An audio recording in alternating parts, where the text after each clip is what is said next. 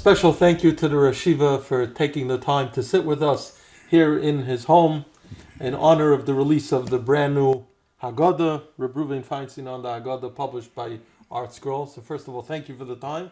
It's a big schus to be here. My pleasure. Thank you. As I said, a mazel tov on this beautiful publication, written by the Rosh Yeshiva's Einikel, Reb Avram Meir Weiss.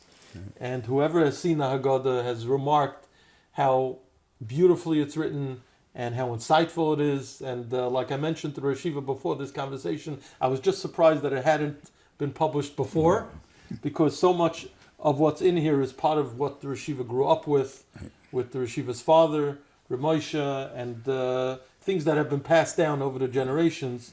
In a nutshell, what would the Rosh Yeshiva say is the goal of this Haggadah that the Rosh Yeshiva would want people to take out of it? I think that the point is to apply it to their lives now, and to figure and to see the Hashgacha of HaKadosh Baruch Hu in their own personal lives.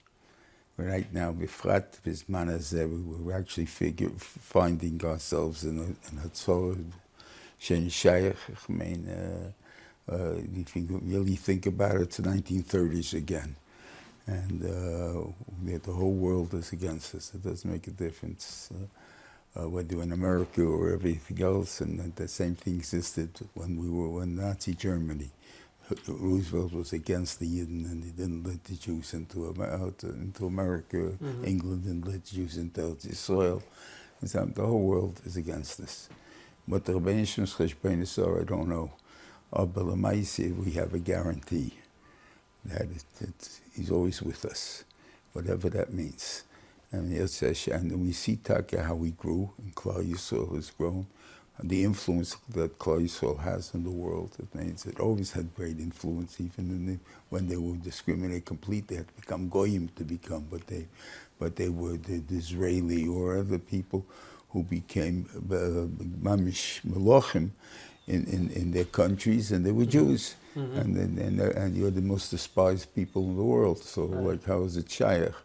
That's obviously Hashgacha Pratis of HaKadosh Baruch Hu, whatever he has in planned for us. And we see that now also. Growing up in the Rosh Yeshiva's father's house, in Reb Moshe's house, was there any component of the Seder or Pesach in particular that you remember as being very unique? See, it's hard to call unique, because to me, that was normal. That's what I'm saying. When people ask me to tell them stories about my father, how can I say, tell me a story about your father? And they laugh, and they say, like, yeah, but I say, because same thing. I only had one father. I have no other. I can't compare him to anything else. Right. So therefore, I can't really answer that. Let's say more specifically, by the Seder, did Rav Moshe say a lot of divrei Torah, a lot of verlach? He was open to all questions, and whatever it is, and he said a few vachta, 3 times. And it was over the years, it was a different point. Didn't say the same thing over every year. He said a different idea every year. But it was about 3-4 different places in the Haggadah that he would talk about it. And the different things every year. Yeah.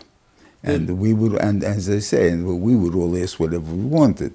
So it doesn't make a difference. And I don't even remember half the Torah. Right. Put it there if I would have remembered it. In Reb Moshe's house, was the Afikoman stolen? Yes, we would steal it. The most reward we gave was Mr. Avner. There was a guest always by the Rosh Yeshiva. He was a Balabos Yeshiva, and he always came for Pesach to us. He had a few guests. We had a few harmonis that would eat at the Seder with us, and he would be with us. And his was a taka, one that was worth money. The others were not worth anything. But the Maisa was, it kept the interest. Right. We would hide it. God, I show in the, I think in the Haggadah, I think it's discussed that we found a different method of keeping the kids up without going into Haggadah, right? Haggadah, right. Right. The Yeshiva describes how everyone sings different parts of things. They act make sounds. Right. Whatever it is. Like Still, Ad Hayom, the Yeshiva does that? As a young. Obviously, I don't have the Seder by me anymore. I'm the guy that goes to my kids now. I go to 2 different, I have 3 kids living in the neighborhood. I go to 2 a year. So the thing Dalton. And before then, maybe going back 10, 15 years ago, we would still have everybody by my Seder. About 40, 50 people. I mean, but now it's just a family. But they already have that many people, so. Very interestingly, the Rosh Yeshiva describes in this Haggadah how he used to sit next to his father, next to Rav Moshe. It sounds like the Rosh Yeshiva had the seat of honor next to Rav Moshe. And I found it fascinating, the discussion here in the Haggadah, and I encourage everyone who buys the Haggadah to read this. At the bottom of some of the pages, the Rosh Yeshiva discusses minhagim of the family. And the Rosh Yeshiva describes how Rav Moshe had 2 matzahs, and the Rosh Yeshiva has 2 matzahs, which is minhag hagra. Right. And but the Rosh Yeshiva's brother Hagaon Rav David, sitting over there. he would sit over there. He had 3 matzahs. Right. And the Rosh Yeshiva goes on to describe how Rav Moshe never said anything to Rav David about it. I'll tell you even better than that if you really want. This is an interesting part. Allah, or how much He had trust in us. I can't answer that. I assume my brother had 3 because they've been gelernt in this class.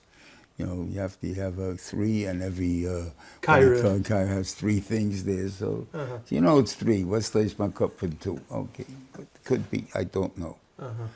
But since it's a machlekes rishonim, my father would not correct it. In other words, because that means we're passing rishonim of 2. We're not passing rishonim of 2. We're not so minig. But we have the halacha. I can't tell you what the halacha is because machlekes rishonim. If Klaus sold us 3, if Klaus sold us 2, there's no psak halacha. There's no 2 is right, 3 is wrong. Like that. The same thing applies to tefillin on Pesach, where a kaisal ala benching. Benching ala kais. Benching ala kais. So he would tell us, if the wine is on the table and the kais is on the table, you bench with it. If it's off the table, do not bring it. Because whatever you'll do is pshat, you're paskening like somebody. If I tell you, if take it off the table, it means you're telling me it wasn't without it. If you tell me to bring it, you tell me passing with it.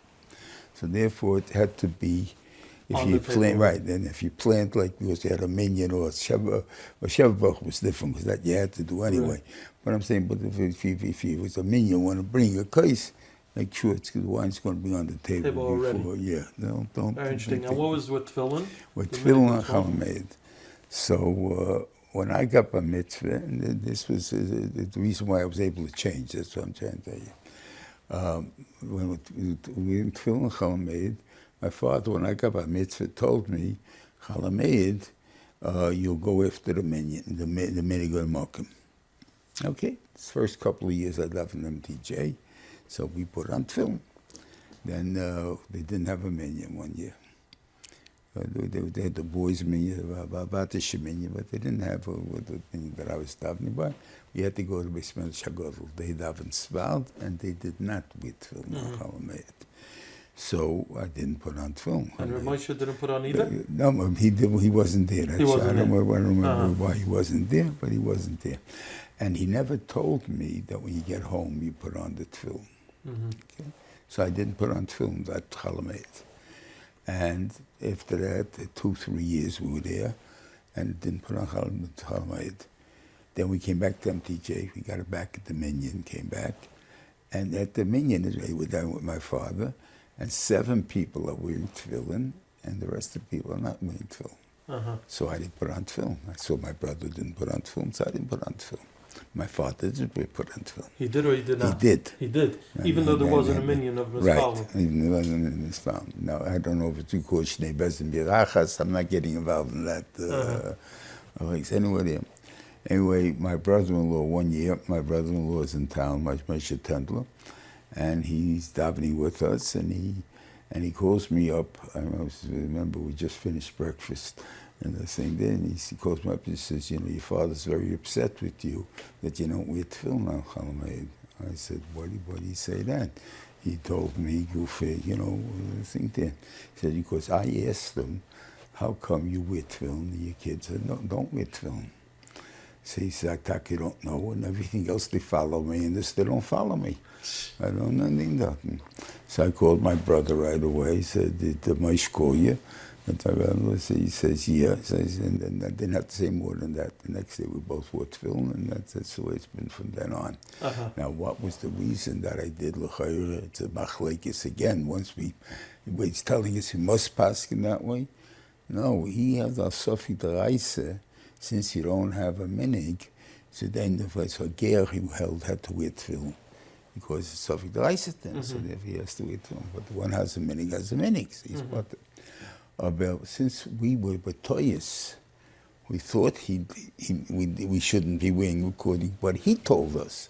And then we found out that he wasn't telling us that, so that we were able to put it on again. What did he mean when he first told you? I don't know. I did that much. I didn't ask him. I never questioned my father about why he said it the way. I guess maybe he thought I would understand. I can't understand that. No more than that. I can't really say. But the minig of Mishpachas Feinstein is to wear tefillin as Chalmud. Yeah. And Nachzil in Yonenu, as far as the matzahs. And the matzahs, I say, that I don't know how my brother got off track, but the same reason lays behind it, because machlekes Rishonim. Machlekes, and that's why Reb Moshe didn't say anything. Right. So once he's going to tell you, take it away, that means I'm paskin. You need to. Even though the minig hamishpacha is that too. Right. Now you can ask me this part. I don't know for sure that we may not have a minig hamishpacha. What do I mean? Because his Seder was a chassid, right? His father became a garnik. Went to Valoshin. That was the condition for the wedding was that he became a go to Valoshin. And when he went to Valoshin, he became a garnik, even though he was the dayan by the Koven Never Hasidim. He wore streimel and everything, but he was a garnik. So he did he washed before Kiddush, and all that stuff, and the thing over there. And then the Rosh Yeshiva does do some things like the Gorah, but does do some things not like the Gorah. So he also doesn't. So therefore, no one established the Mishpachas minig. So therefore, I guess that's another reason why maybe he wasn't makbid on the thing, though, because my brother definitely had different arguments, certain things, and stuff like that. And it's fine. You can do whatever you want. I mean, and so I'm saying, but you're not able anything because we never had a minig. So. Right. Which other notable minhagei agra did Rav Moshe follow? Like you said, the two. Did he wash before Kiddush? No. Rav Moshe no, that's the same. We did not do that. I can't really give you anything. I think we just was normal halachas, but most of them because of the Gorah. But the grandmother is from the brother's mishpacha. That's the brother's mishpacha. That's his mother. She used to be a chassis. From his brother. So whatever you call it, some say. Their name was the Vidowitz. I don't know. There were 7 years. Their main year since there was 7 days in one stot. The Rabbonim in one stot. Okay. Now, a lot of the discussion in this Haggadah and in regards to the Seder in general is Negeh to chinuch. It's a night of the Haggadah to Levincha. And, it's a schus to sit through Rosh Yeshiva. I would love to hear, especially nowadays, what does the Rosh Yeshiva feel the key is in chinuch and reaching children, not only on the Leila Seder, but in general, especially with all the challenges that exist. And we discussed before, nowadays there are children within our system who aren't connecting, and sometimes they connect later on. What advice could the Rosh Yeshiva share just in a few minutes? Yeah, they should talk to them. Simply talk to them. We in Vayasin family, this is not by my father. My father was always open to whatever we wanted to talk about, but we never had the chutzpah to talk about anything but Torah. So you understand. So it's not wasn't a point. But with my kids, they can ask me anything in the world. Now, with Friday, by the Shabbos Tish, We did not, and I had guests all the time. It wasn't a point, there was no push on there. It was an open discussion of whatever you want to talk about. Like hashkafa, Hashkafa, Emunah B'tachon, and then anything you anything. want. Anything you want. And that way, you're not pushing it down your son's throat or his children's throat. It's something they hear what you believe and whatever it is there. But you have to have a give and take. So it was a point of, they would present always, if they had any difficulties during the week, if there was anything the Rebbe said or something, and we would discuss it. And so it's like now in my chumash svarim, there are people that actually use the svarim for that. At the Shabbos table. At the Shabbos table. To spark conversation? To start a conversation. They take one piece, it's written in a way, in the Chamoshim are written, even though the thing was said in one time, but he broke it down when he did it into 2, 3 pages pieces. Mm-hmm. It's an idea and a thing. And that's what do you think about this? And people offer opinions and stuff like that. That's the way you bring a kid out, get him to understand what you're talking about. I mean, like this, otherwise you're always going to be yelling, you didn't do this, you didn't do that, and whatever it is. Mm-hmm. And that's not the tachlis, and you're not going to be successful either, so it doesn't make a difference. But if you talk and he hears, so he'll do it. And I tiny it because of that, this is my Vayikra part, is that this what Chazal said you should learn Vayikra with kids. Right. So what do people do? They learn one pasuk and then they go to Bereshis, or they go to Parsha and then go to Bereshis. And they steal from the kids all the hashkafas hachayim. If they would learn Vayikra with the B'yemes, there wouldn't be a thief in Klal Yisrael. Because? Because they would learn that a thief is, that the Ben Shem gives you everything, and whatever, and then you're more Hashem, if you think you can steal, take something that God doesn't want to give you, and the things that, and once you know that, I don't have to steal. And it's ingrained in me, so then why should I steal? I wouldn't even look for a head to fool a guy. I would not forget about stealing. Stealing, maybe I'll go about there. Everyone feels, a little cheating is something that seems to be mutter. It's not mutter. And the Rosh Yeshiva feels you get that more from Sefer Vayikra than Sefer Bereshis. Yeah. Even though Sefer Bereshis is the side of But by the time the kid gets to that, he doesn't know, but you're right. But the hashkafas, they won't have. They first get chesed, you'll get. These things you'll get, but you'll first get it up to when you're in Lech Lecha and Vaita. If you started with Lech Lecha, maybe it would be something. You start with Bereshis. The first class is Bereshis till Noach, maybe the second one is Noach, maybe start Lech Lecha. Right. So first and the third grade.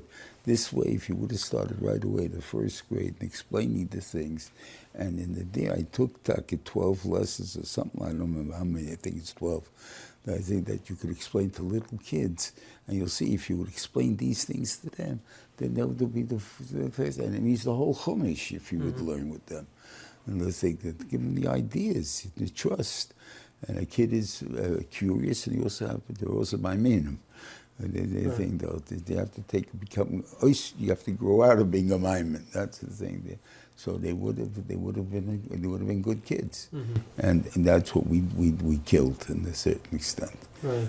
And I think the problem with this, I do this really at the Torah Sarah conventions. I always hack my chinuch. About every kid comes home with a book like this. And I didn't let them by me. It says, "Higat lebincha." It didn't say, "Higat levicha." I said, and I tell them, you really feel something's important to be said, email it. And I don't even know how to email, but they do. Email it to all the parents in the school that this should be discussed at the Shabbos table. Don't have the kid say it.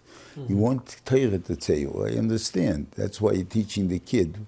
But teach it to the parents to be able to give it over to the kid, not to the kid to give it over to the parents. So what is the Rosh Yeshiva advising? At a Seder, we have multiple children around the table. Everyone comes with their Haggadah from the Mora, from the Rebbe, and they all want to say Varlach, and there's only a certain amount of time, and they want to make chatzos for the Afikoyman, and so on and so forth. What would the Yeshiva advise? 2 pieces. It's not in there. I thought it was there. Everyone is entitled to 2 pieces. 2 pieces. One though, is that there has to be, you can say it by prayer, not that you'll read it, and you have to feel that it's important for me to know it. If you don't, either one of the 2, don't do it. Don't say it. And that's the rule. That's the rule that Feinstein has. Right. Now, the Leila Seder is known also as a night of tremendous Yeshuas.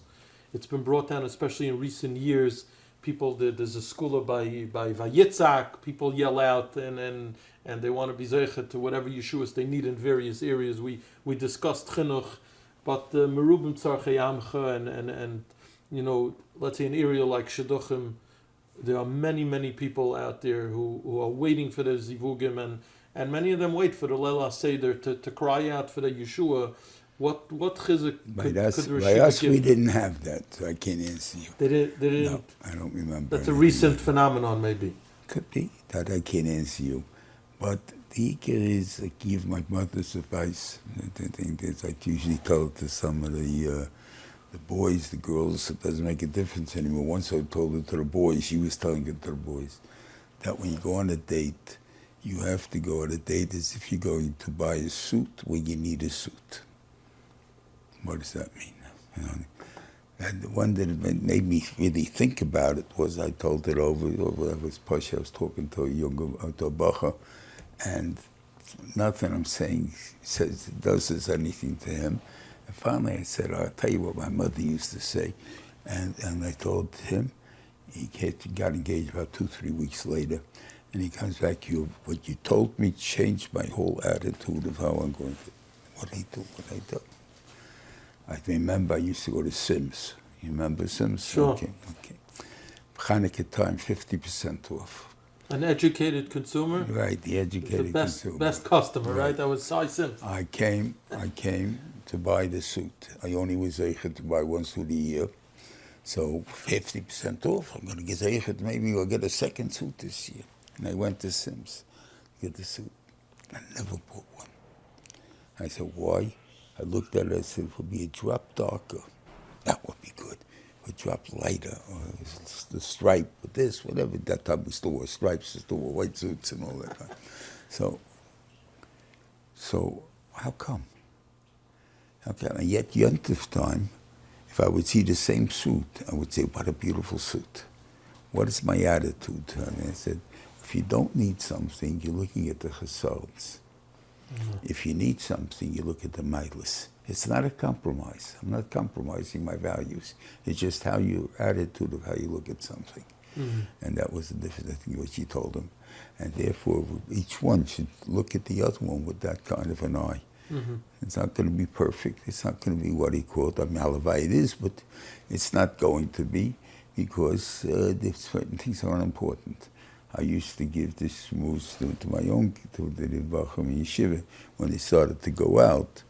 The first time, it was in even the Observer wrote it once, was the thing, Dalton. What was the thing? I asked them once, what do you talk about on a date? And they would tell me, oh, shashkofe, this. I said, okay, very nice, Tak, I hear that. But why don't you talk about the important things of life?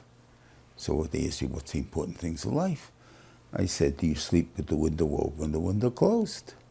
When you drive in the car, do you sit with the air conditioner on or off? When you squeeze the toothpaste, do you squeeze it for the middle of the tube, or do you leave the cap off? From the back. And they all started to laugh. Okay. I said, yes, well, why are you laughing? So they said, it's not important. I said, you think what you just told me? You just told me you don't bother asking because it's not important. If it's not important, then how is there ever going to be a fight for the future? It can never be a fight. And the Taka helped once Shalom Bayis Taka happened. I'm saying this is the point that I try to talk to the people when I talk to them. I figure out how to get dates, how to get this. Then they went, okay, that's let's see. We don't even look at our own what shaykhs we have to be able to get them. Look at the neighborhood, look at the things, look who lived in the neighborhood, who was a nice little boy at 5 years old who doesn't live here anymore, where is he, and what stuff like that. And find out, and then things, and all of a sudden you find, there are people in the world we can talk to. There are people we can track down. And it's not what he called. So it goes. Mm-hmm.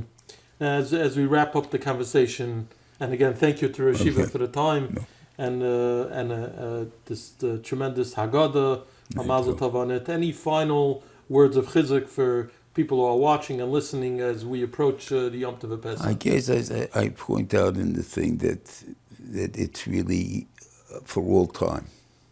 It's not just for Yetzias Mitzrayim. We're now going through, in a way, Yetzias Mitzrayim too.